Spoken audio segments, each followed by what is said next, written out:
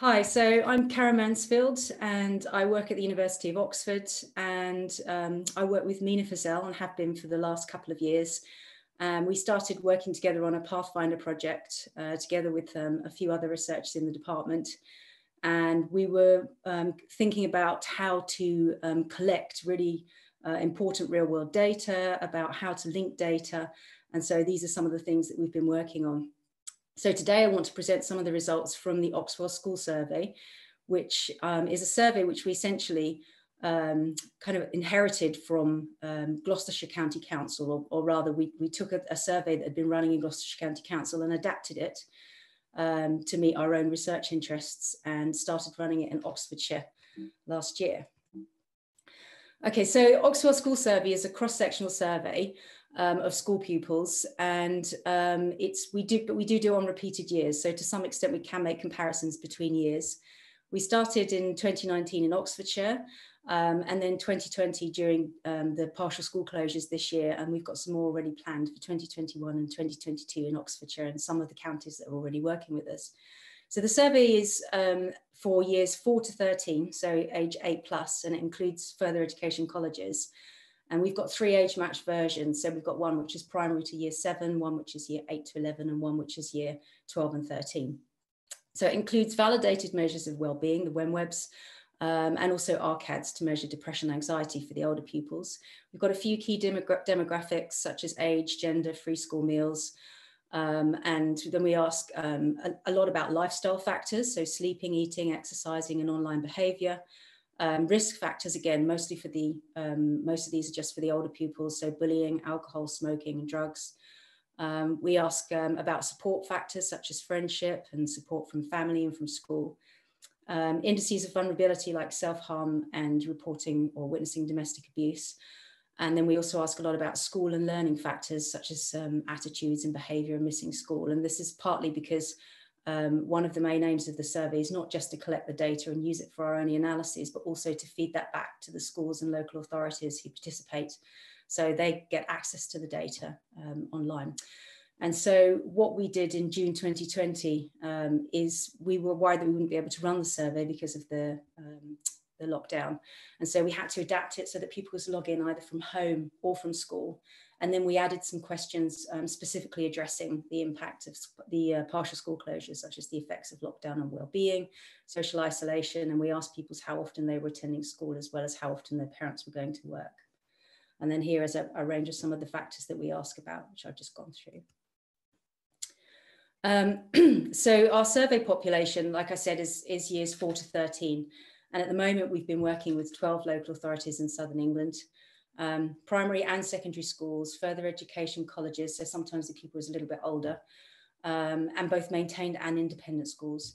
We don't include special schools, and that's because the pupils need to be able to give active assent. So this goes out via an opt-out process with parents, and that means the pupils need to be able to give active assent to take part in the research. And then we make summaries of the results available to the schools and the partners online. This year we had 22,238 pupils log in, aged between 8 and 25, from 238 education settings. So yeah, I won't go into details now because I'll skim through here, but roughly we got about a 23% rate per school on average. And then in the clean data, we had over 19,000. So having a look at the key demographics, most of the respondents were in years 7 to 10. And 60% were female, so that's different to last year where we had more of a 50-50 balance because we had almost full classes taking part. 30% of the respondents were going to school either part-time or full-time, and so that was either because they were considered vulnerable, their parents were key workers, or they were in year 6, 10 or 12 because there was a partial reopening where some students were invited back in this period. So to capture the impact of school closures, as this is a cross-sectional survey, we don't have a before and after. We asked pupils about how their general happiness had been impacted during lockdown. So we asked them to tell them, how is your general happiness, your mental well-being been during lockdown? And we asked them to give us their response on a scale from worse or much worse, which would be kind of 0 right up to the top end, is much better. And as you can see, we got quite a range. So there are a lot of pupils, especially the younger ones, who actually felt that their well-being was getting better during lockdown. But then the older pupils, generally, you see that a lot more of them are reporting that their well-being is getting worse during lockdown. And what we also saw is that those who were in school, there was this small but significant effect that their well-being was gradually was more likely to be worse during lockdown compared to those who were at home full time. And so we wanted to investigate the background and the current factors underlying this finding. And then we're looking specifically now at years 8 to 13, because that's where we measured RCADs and some of the other more sensitive measures.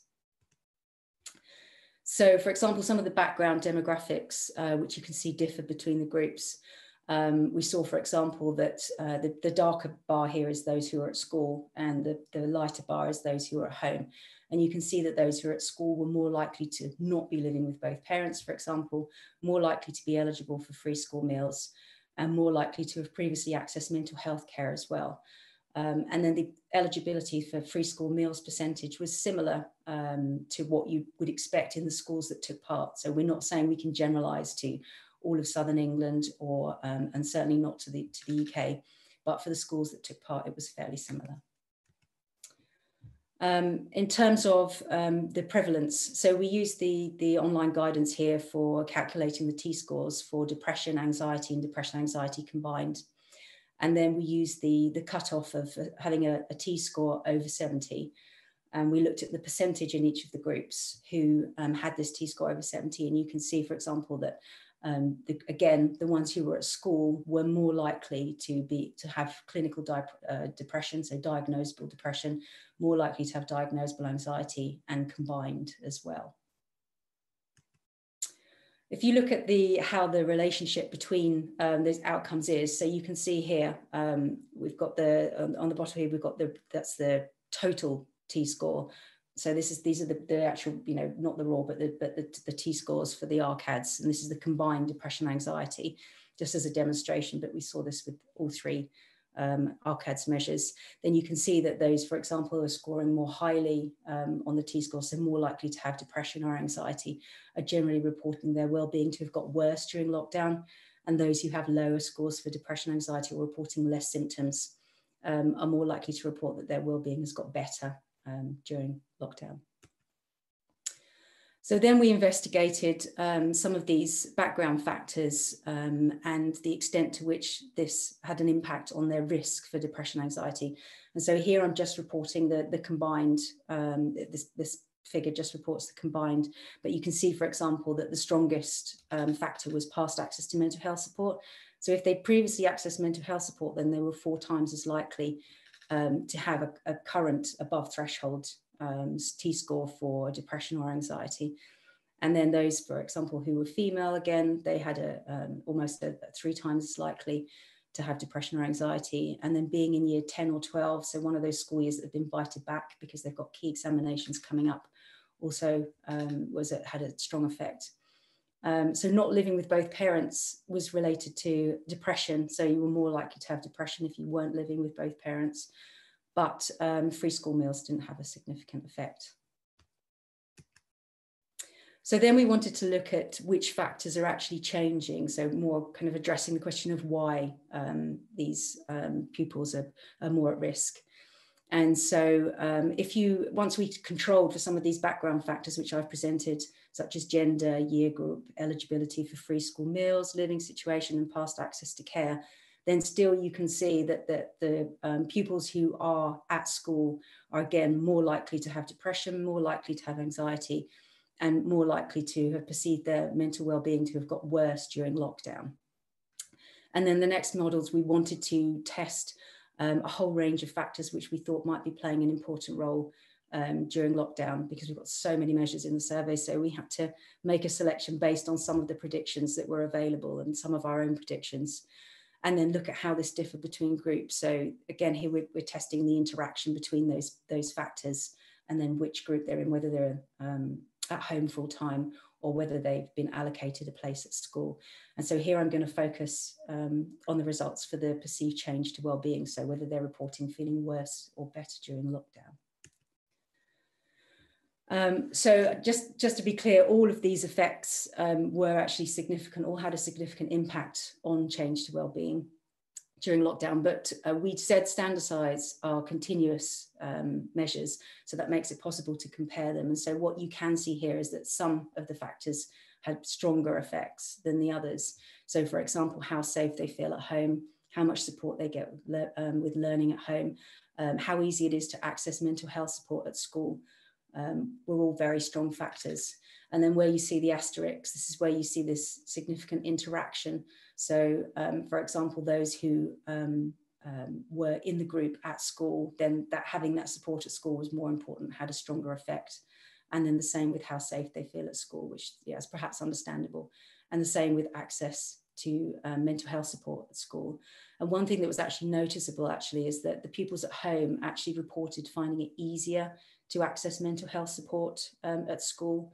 And yet for them, this was having less of a role on their actual outcomes. So on their change to wellbeing and on depression and anxiety measures as well. And so some other factors were also playing a role, such as doing exercise, whether it was home or going out for exercise. And then these are some categorical measures, which to some extent we can also compare. So we looked, for example, at how well pupils got along with others in their household, and this was a really strong effect again.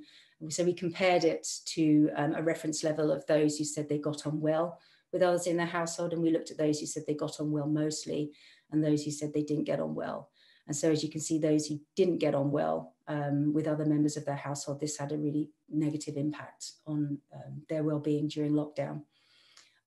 Also, how well they got on with their friends, that depended on whether they were in the group at school or not. So for those who were at school, getting on with their friends well was really important. So if they said they didn't get on well, this again had a really negative impact on their well-being. And then domestic abuse, we also had a few respondents who reported domestic abuse that was ongoing during lockdown, both in the group at school and in the group at home. And for those, again, that had a very strong impact on their well-being.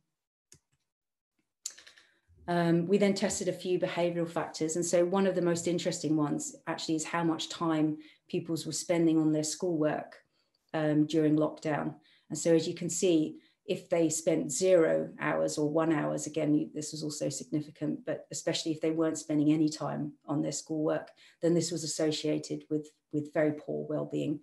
Whereas if they were spending 3 hours per day on their schoolwork, then this was associated with better well-being during lockdown. Using a garden was also a very important factor. So those who said, for example, that they had a garden but they weren't using it, this was associated with negative well-being, with more negative outcomes. And then not having a garden was a small but significant effect, and not using a garden sometimes it differed slightly between the groups. Other factors such as gaming or social media just before going to sleep was associated with poorer outcomes. And also posting something online, which you then later regret during lockdown. Again, we asked this specifically if it happened during lockdown, was also associated with negative outcomes. And so as a just interim summary before I go on with a little bit of another discussion, there's a broad range of factors which played a role. And so this stresses the importance of this multifactorial kind of approach where we need to consider all of these factors when you're thinking about the impact on well-being during lockdown and other times. And so pupils who were physically attending school were more likely to be vulnerable according to these background factors, but still you also see that those who are in school are also more likely to have diagnosable depression. And this is even after controlling for some of these background factors, more likely to report their well-being to have deteriorated during lockdown, and also more susceptible to some of the factors like not getting on with friends or having limited support at school. And so even though there are many limitations and we can't be sure that we've controlled for all of these factors, and I'm sure there are differences between these groups, it still raises some concern about how the adapted schooling was during this period. And so essentially whether they were at home or at school, this was really impacting on their well-being.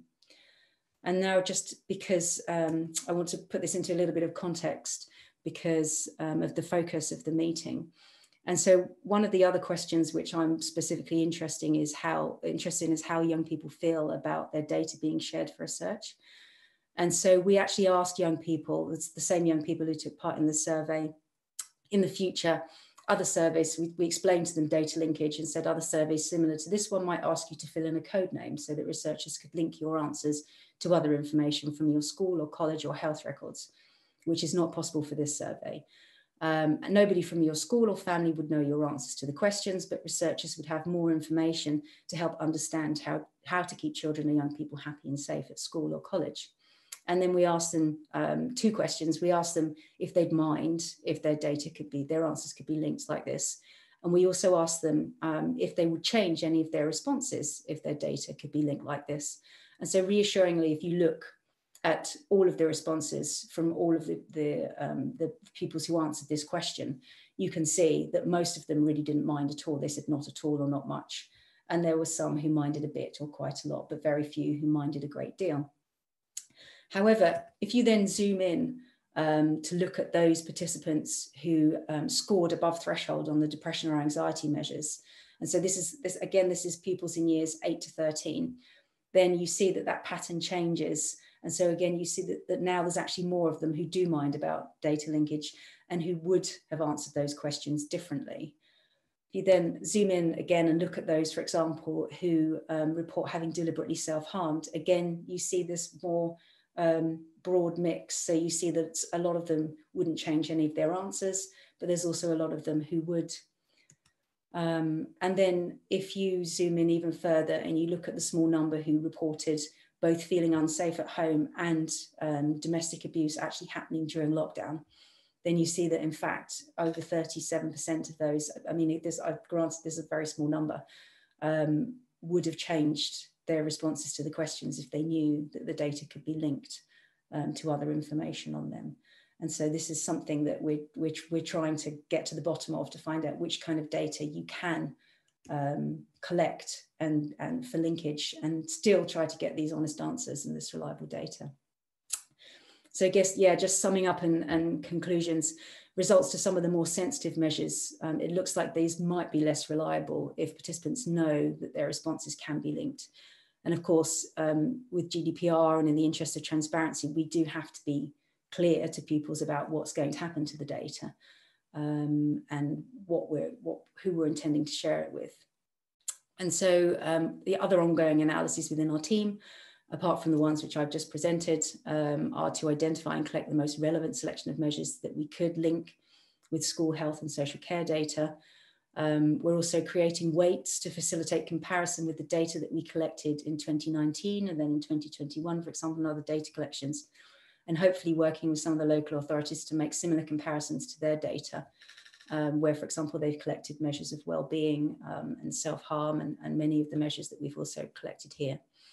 We're also working on lots of other analyses assessing relationships between mental health and self-harm, bullying, loneliness, risky behaviour, sleep, exercise, access to care, for example, and much more.